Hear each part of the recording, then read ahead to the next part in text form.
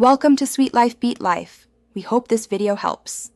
In this video, I will explain how to play Hero on guitar.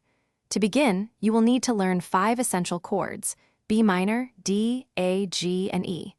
For the song's original key, place a capo on the first fret of your guitar. Focus on cleanly forming each chord and practicing smooth, quick transitions between them. This foundational step is crucial for mastering the song. Next, let's tackle the strumming patterns. For the verses and bridge sections, use a pattern of down, down, down, up, up, down, down, up.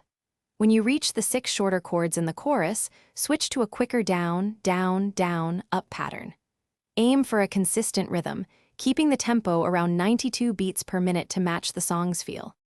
Understanding the song's structure is key. Hero typically follows a verse-chorus, bridge, chorus pattern. Practice transitioning between these sections, especially the quicker chord changes in the chorus.